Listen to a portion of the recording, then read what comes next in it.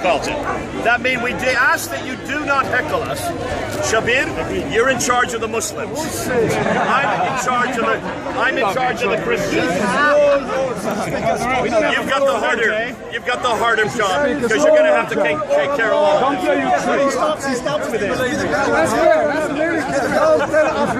Now, Shabir, when I speak, there will be many Muslims that will try to drown me out. You need to keep them quiet. It's only when you lie. You're only responsible for yourself. You need to correct it. Yes. I don't think there's one. Why can't you break it? Department. So don't worry. No. If they do, I don't want to have to debate 10 men instead of just one man. I'm sure you can handle yourself, Jay. Brothers, sisters, as Jay has pointed out, it is only courtesy. Of course, we all will get overtaken with our emotions for our own side, but let's try and keep it calm. The sun is hot enough for us today, so let's be calm and let's each other hear out what the other is saying. Okay? You may have to shout. Okay, let's go ahead. I can't shout. Not in the same department. Are you Sorry. looking for a assembly? Sorry? Are you looking for a job? I tried, but they voted Sadiq in instead. No, that's not London Assembly. Okay, should I get started? Come on. Okay. Muslim. Are we ready? Let's go ahead. Good Muslim, he said. Come. Are we ready? That's a good Muslim. I will call myself. If you touch me, I will call myself. Hey, tell your fellow man. Jay, start your tell your Jay, that's neither side. Be fair. Are we ready? Today we're going to ask the question, who is God? And is Jesus God? Now the question has come up many times here at Speaker's Corner. We've always had this question that's come up. Where does Jesus ever say, I am God? Muslims then say, where does he say, worship me? Jesus doesn't say, I am God, worship me. But does he ever say, I am God? Yes, he does. And the best place to look for that is John chapter 8, verse 58, which we had a discussion about a month ago. In John 8:58, it's very clear that Jesus is talking about Abraham. And he's saying earlier in the verse 41 that Abraham did not want to kill me. He's talking to Jews. He's in the temple. Therefore, he's talking in Hebrew to the Jews in the temple. In verse 56, he says, your father Abraham rejoiced at seeing thy day, which means he was talking with Abraham. And of course the Jews got upset. And they said, how can you talk about speaking with Abraham? You're not even 50 years old. And Jesus responds in verse 58, before Abraham was, I am. In the Greek, it is ego eimi. That is the clearest reference we have of Jesus saying, I am God. John 8:58. Now, when he said that, of course, look at the reaction of the Jews. The Jews took up stones as if to stone him, and he walked away, and he hid from them. It says there in John 8. Why did the Jews pick up stones to stone him? Because they knew that he was claiming God's holy name. Ego eimi is the Greek translation of Yahweh, or Ehyeh, Hashem, Ehyeh, which comes from Exodus chapter 3, verse 14. The first part of Exodus chapter 3, verse 14. Ehyeh, Hashem, Ehyeh. See, that's the phrase that God gave to Moses in 1400 BC. In 1400 BC, God was asking Moses, he was there, he appeared in the burning bush, and Moses was going to go down to Egypt, and he wanted to know the name of God before he went down, so that the Israelites who are in captivity there in Egypt will know which God he represented. And that's why he said, Ehyeh, Hashem, Ehyeh. Tell the people there that it is me, it is I am who has sent you. And in verse 15, he repeats the word again, Yahweh. This is the third person singular. Ehyeh is the first person singular. So now we get the third person singular, and he said, and this shall be my name forever from generation to generation, which means it's still God's name today. And it's the name that all the prophets used. It's the most popular name for God in the Old Testament. This is God's personal name. This is the name that shows him as separate from all other gods. To recognize which God we're talking about, you need to use this name. This is the name that Moses then used. And this is the name he took with him when he went down to Egypt. And this is the name that Jesus was using there in the first century, 1400 years later. Now, that's going to puzzle him, and he's going to decide he doesn't like that. We're going to see what your questions are concerning that. How much more time do we have? 1 minute. 1 minute. But folks, what I'm going to do today, we're going to unpack that name. We're going to look at that name. We're going to see why it's so important. And we're going to see why God chose that name. And we're going to see why the translators use the translations they use. And then we're going to come back to Jesus and see where that name is found elsewhere. Where we can find it elsewhere. After that, we're going to go look and see what is the name that Moses would have heard in 1400 BC. And we're going to ask some questions of the Quran.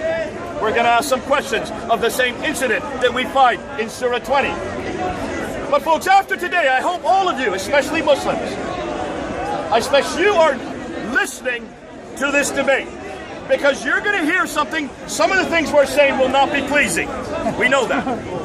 Other things that we say are going to be hard to understand. But folks, bear with us.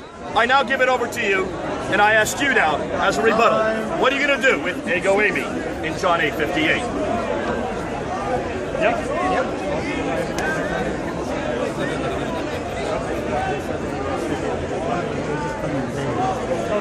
Ladies and gentlemen, brothers and sisters, I am not going to be able to exceed the lung power of the brother here, but I will try my best, okay?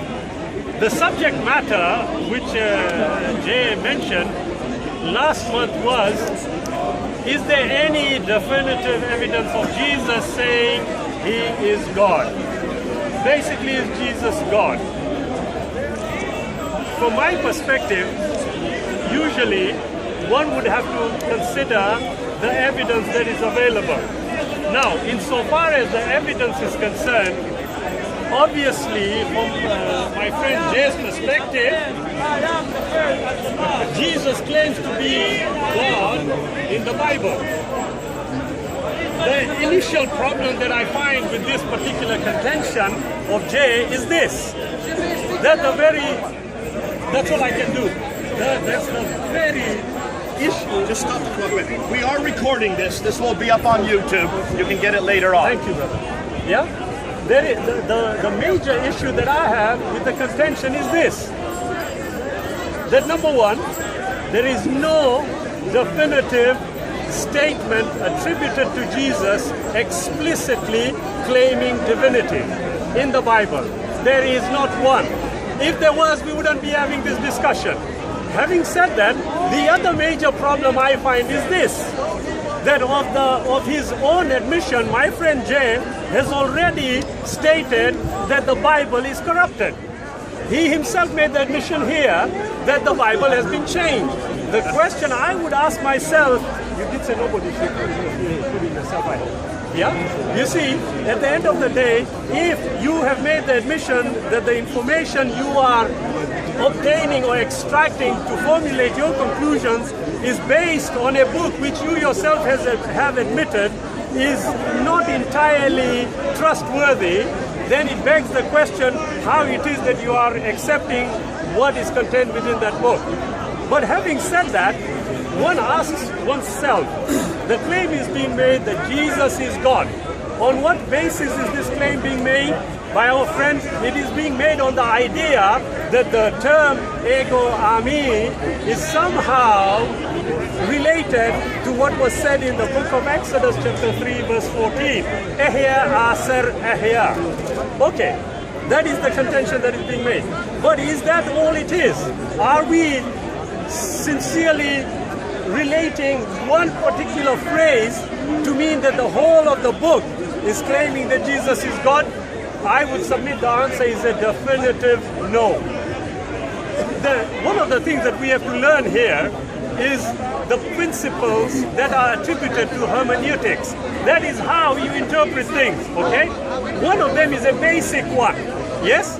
That if you have got something you are reading, if the literal element is the one that is making sense, yes, then you should seek no other sense. In other words, if the verse is clearly telling you something, why do you want to twist it to suit the way you are looking at things? So I would suggest, for example, if I go to the book of Exodus 23, verse 13, we are told, if somebody has got a Bible and can pick it up, please, we are told about how the Creator says, yeah, 23:13. As soon as you find it, let me know, please. Have you got it? Thank you. Yeah? It says, be careful to do everything I have said to you. Do not invoke the names of other gods. Do not let them be heard on your lips. Now, Exodus 23:13 says, do not invoke any other gods. My question would be, okay, if I were to take the understanding of Jesus being God, is this Jesus making the statement? Or is it God the Father? And if it is God the Father, is he also claiming that any other being that makes a claim to God is not to be considered? Does that include Jesus when he made the claim? Okay, this particular verse is explicit. Now, this is not only the verse, Isaiah 43 has got the same thing. The Creator is saying he is a jealous God. In what context is he? And if he is saying he is a jealous God, is this Jesus saying it, or is it God the Father saying it? And if it is God the Father saying it, what is the role of Jesus in this? Now, if this is going to lead to confusion, then I would submit to you that the principle should be kept in mind, that what is literal ought to be considered rather than anything else. Okay, thank you, Shabir. Let's go through what he is putting out. What he's saying is we have to have proper hermeneutics. And he's saying, and he invokes Exodus chapter 23, verse 13. Do not use any other name. Have you noticed? Jesus has not used any other name. He was very clear. He was talking to Jews. He was talking in the temple.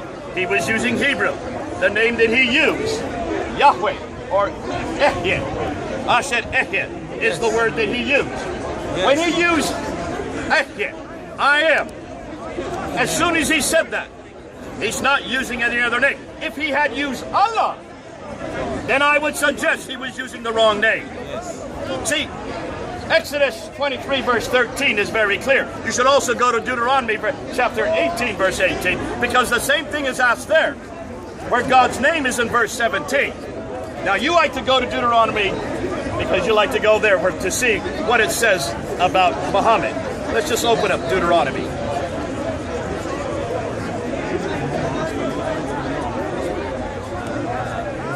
Verse 18, I will raise them up a prophet from among their brethren. You bring this to us all the time. The problem is you don't read the next verses. Which is this prophet from among the brethren? But then it says, and I will come to pass that but I will not hearken unto the words which he shall speak in my name. Which name is he talking about? Look at verse 17. The Lord, there's Yahweh. But the prophet who shall presume to speak in a word not my name, to speak a word in my name, which I have not commanded, or that speaks in the name of other gods, even that prophet shall die. I will take you up on that. Every prophet must speak in this name. And what is this name? Yahweh. Ehyeh. Asher Ehyeh. Any other prophet that speaks in another name, we must put to death, according to verse 20. Don't just stop with verse 18. So what's the name your prophet brought? The name your prophet Muhammad brought is not Ehyeh. Allah. It is not Yahweh. In fact, you won't see that name anywhere in the Quran. But that's the name that all the prophets had to use to show that they were the prophets of this God. And why? Because it wasn't just the Father using it. In fact, it was Jesus that was using it in Exodus 3. If you have any doubts, open up to Exodus chapter 3. Let's just open up to Exodus. You have it in your hand. When you open up to Exodus chapter 3, start with verse 2. there was the angel of the Lord appeared to him. So who is this angel of the Lord? This angel of the Lord comes through over and over again right through the Old Testament. Look and see, verse 4. When the Lord, so this angel of the Lord is the Lord. When this angel of the Lord says, do not come any closer. Who's speaking here? The angel of the Lord, but verse 5 says, God said. So here this angel of the Lord is not only the Lord, he is God as well. And who is this person speaking? He is the one who is the Holy One. I am the God of your father, the God of Abraham, and the God of Isaac, and the God of Jacob. In Joshua chapter 5, verse 13 to 15. Numbers chapter 22, 31 to 32. We see the same thing repeated. And that's why, folks, when you look and see who's speaking here, this ego eimi is God himself. He is the angel of the Lord who comes to earth. And it's the angel of the Lord that you will see in Joshua 5. It's the angel of the Lord that you will see in Numbers 22, sorry. And in every case, that's the second person of the Trinity. Now, it is Jesus, therefore, who is speaking to Moses. It is the same pre-Jesus, or the one who comes before Jesus, who is speaking at the temple in John 8:58. He is not using another name. Therefore, we do not put him to death. The Bible is not corrupted in this case. We pretty much all showed you that it is all consistent. All the way through it's consistent. But folks, that's not the only time we see ego eimi. All the way through in the Old Testament, you will see ego eimi over and over again. It comes up again in Deuteronomy 32:39. See ye now that I, even I, am he. There's the ego eimi again. Who's speaking? God speaking here. Isaiah 41 verse 4. I, the Lord. Did you get that? Should be it. The first and the last. Who claims to be the first and the last? Jesus. Jesus does. Revelation chapter 1. Okay, quiet, folks. So you have also Jesus. You have Jesus making the same claim in Revelation 1. That's it? That's 5 minutes? I'm just getting started. You'll finish it. My friend here seems to respectfully confuse the issue. We are talking about whether Jesus made a definitive claim to be God. The answer still is no, and he hasn't provided any evidence to the contrary. Number one. Number two, he resorts to Exodus, and it is an odd one here, okay? The verse says, and this is what he had read, number 4 said, when the Lord saw that he had gone over to look, God called to him from within the bush. Are we talking about one person or two persons? I would suggest two. If that is the case, it falls on to me to consider whether this particular verse again is talking about Jesus being the individual or the being. You see, Jay referred to verses in the Old Testament and said, look, here, ego eimi is being used again. Ego eimi is being used again. I'm thinking, it wasn't in Greek though, was it? The Old Testament, as far as I'm aware, is not in Greek. So how is he superimposing a Greek text on something that even up to this day the scholars have not been able to establish or identify? For example, he referred to Ahia, Asher, Ahia. Ahia, Asher, Ahia. That is the ego eimi. It is contended. Well, if that is the case, okay, Ahia, Asher, Ahia. What was the true name of God according to the Old Testament? I will wait for Jay to give me that answer in his response. Okay? Because on that basis, we will be able to establish whether the phrase ego eimi, which has been used many, many times in different contexts, does not necessarily mean it is divinity it is talking about. And we talk about hermeneutics, it is a simple one here.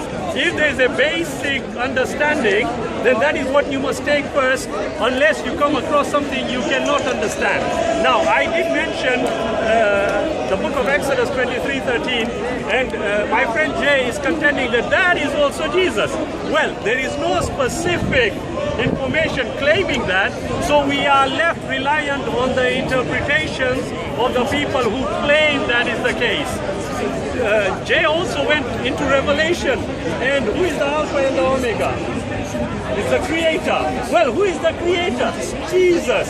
Okay, that's fine. You want to believe that? I have no issue with that. But the evidence is not stating that.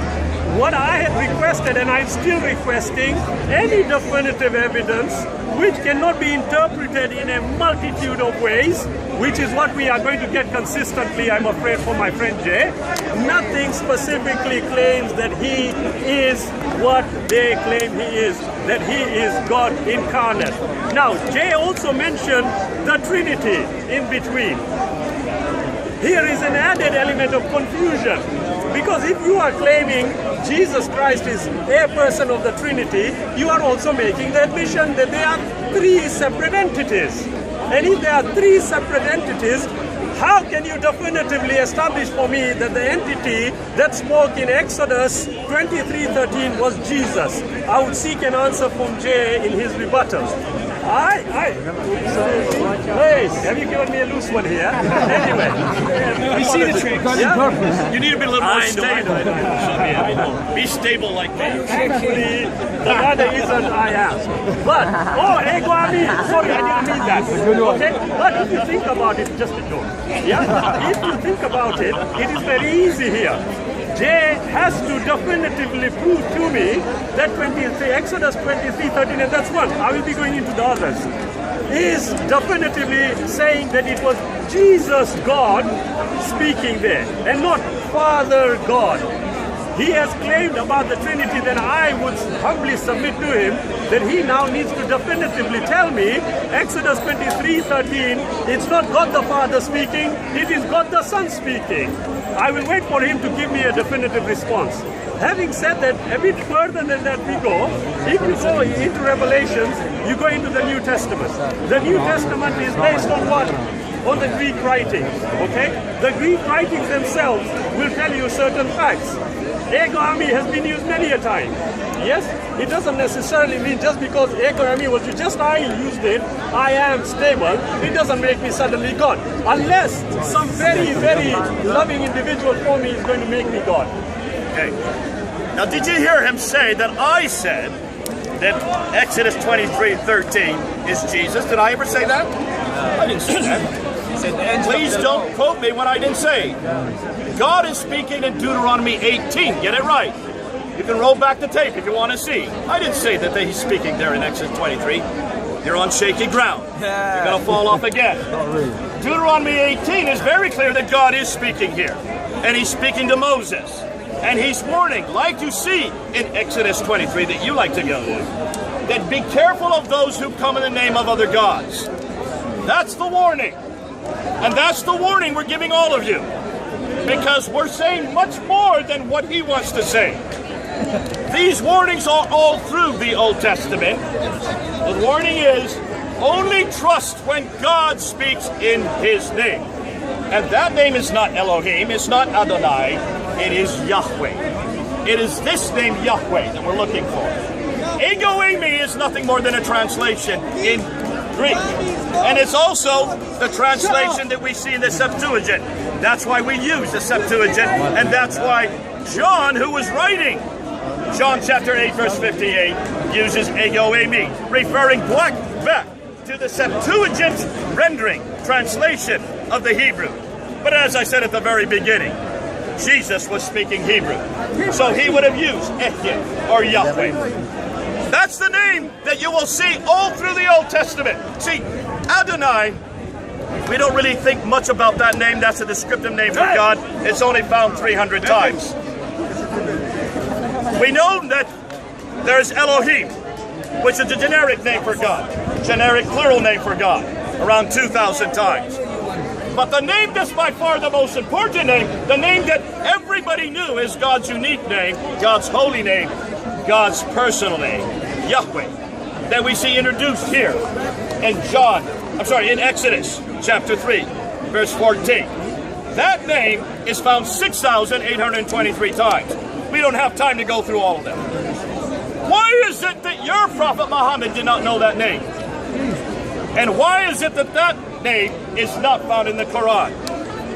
And why is it that that name is not found in any of your traditions? In fact, I would suggest the reason why that name is not there is because your prophet never knew God. And the name he did use, we're going to unpack in a little bit. We're going to look and see who Allah really is. And we're going to see Allah is nothing like Yahweh. Allah, in fact, we're going to find, is incapable of doing what Yahweh could do. And your God in the Quran, the God that Muhammad introduced, or the God that Muhammad used, he didn't introduce it. This God, I don't recognize. That's why I love it when Jesus actually used the name Ego Eimi. Now we could go to other things that show why Jesus is God. We're sticking with Ego Eimi today because of the impact that that made on the Jews that were listening. The impact it made on the people right there who wanted to take up stones to stone him. Look at John chapter 18. John chapter 18. He brought it up again. When Jesus said, I am he was going to be arrested. They said, we're looking for Jesus of Nazareth. And he said, I am he. Ego Eimi. The Jews fell back to the ground. They fell back and collapsed on the ground. These Jewish guards. Why? Because here a mere man was using God's holy name. Employing it, not just repeating it, not just speaking it, which no Jew could do. He was actually claiming it. And that's why they reacted the way they reacted. Folks, let's see if Allah can get that kind of reaction. We don't see Allah anywhere coming close to this kind of God. Because what does Ego Eimi mean? Or what does Yahweh mean? What does Ehye, Asher Ehye? Now, in the Septuagint, the Greeks have done a very interesting thing. The Greek scholars in the 2nd century BC, they didn't just say Ego Eimi twice. They went Ego Eimi Ha'an. Are you familiar with this? Yes. Ego Eimi Ha'an. Why did they put Ha'an there? Because when you're translating from the Hebrew into the Greek, if you just repeat Ego Eimi twice, if you just repeat Ehye twice, as it was there in Exodus 3, for someone who was Greek would not understand that. That's why the Septuagint put Ego Eimi Ha'an. I am the being, or who is. We're going to unpack what that means the next time around, since I'm now out of time. But look at that and understand that before you go any further. And then come back and tell me, where does Allah meet those credentials? I had asked Brother Jay to come back to some of the questions that I had asked, including Deuteronomy 18. Yes, I asked about the Lord and the God. I asked about Exodus 23:13. I didn't get anything that was shaky. Possibly for you it was. Yes, but if I can. Yeah, you see, it was simple. I asked, can you definitively tell me, and I will ask it again, can you definitively tell me that it is God the Father that's mentioned there, or is it God the Son, Jesus? That's what I had asked, which I wait for you to answer. But going on what you said, you see, you have mentioned twice the Septuagint. Okay, you said the Greek forms, they put ho on, you mentioned it, okay? Because in the original, it was repeated. The question is not that. The question is, and you also mentioned about how your prophet got it wrong, respectfully red herring, how the Quran respectfully red herring, because the issue is Jesus God? Now, it's simple. The Bible, and again I'm going to repeat this consistently, definitively does not state anywhere that he made the claim. On the contrary, we have statement after statement which clearly says that he was not God. And we are going to address those. Going on what you say, you see, if you look at Exodus 3:14, and you mentioned it again, you talk about the unique name of God. Ehya, Asar, Ahya is what we have. Did Jesus ever mention any other name? Elohim, Adonai, anything else? You are contending Ego Ami. Yes? Is that a name? I don't think so. But let us take it a bit further, because the Gospel of Mark, and you are familiar with this, 12:29. Mark 12:29. Yes? We have got the Shema. Okay? Thank you. Yeah? But there are two that people use. Shema Israel, Adonai Eloheinu, Adonai Echad. Shema Israel, Yahuwah Elo, Yahuwah Echad. Now, I ask myself this question. If Jesus was not speaking Greek, as far as we are aware, he spoke Hebrew, when he uttered, as it is claimed in the Bible, when he uttered Shema Israel, Hear, O Israel, Adonai Eloheinu, Adonai Echad. He himself rightly claimed Adonai is not one that we can really seriously consider. It's out. Adonai is out. So what is the name of God? That's what it says there. But it is for him to respectfully rebut what I am saying. Having said that, the question is this. Does Jesus ever make this claim definitively? We've already said no. So any verse that Jay is bringing up is merely subject to an extreme form of interpretation. When I talked about Deuteronomy 18, I asked you, it uses the word Lord and God. I contended there are two, and I said, well, if they aren't, please, Jay, come back to me. But I still want an answer to this before we move to those other verses. I want an answer to this. When those words are being said by God in the Old Testament, are you definitively saying to me, bearing the evidence in mind, that whenever God is speaking, it is actually Jesus, the Son God, speaking, or is it the Father God speaking? Which one is it? I would appreciate a response from Jay in his rebuttal. But he restricted himself to ego ami. I'm sure he's aware, we are aware that ego ami, and he pointed out, is used many a time in many different contexts. Yes? So what makes this particular use by Jesus in 858, which renders him from first a prophet to a son and now to a God? Definitive reasoning required. It is easy for us to interpret things the way we want them, but evidentially we should have something which we can reasonably assess. Now, despite the effort of Jay to have ego emi fit into the Old Testament, he is signally failing. And the reason I say this is simple. Every time he uses a verse, I want to know from him first and foremost, is that Jesus the Son, part of the Trinity which he accepts, or is it the Father God who is speaking? Because if you are going to tell me it's Jesus the Son, then we have got something which we can move to. If you say it's the Father, you are in serious trouble. Well, actually, either way you are in trouble. There we go again. And you see, he still hasn't answered my question. Why hasn't he answered my question? We'll come back to it again. You can see why he doesn't want to answer this question, because this is difficult for any Muslim to go beyond what exactly and who Allah is. But let's get back. You're talking about Mark, where Jesus quotes Yahweh Eloheinu Yahweh Echad. He's actually quoting Deuteronomy chapter 6 verse 4. There is the Shema in Deuteronomy 6 verse 4. And what is the word Yahweh Eloheinu Yahweh Echad? Yahweh is a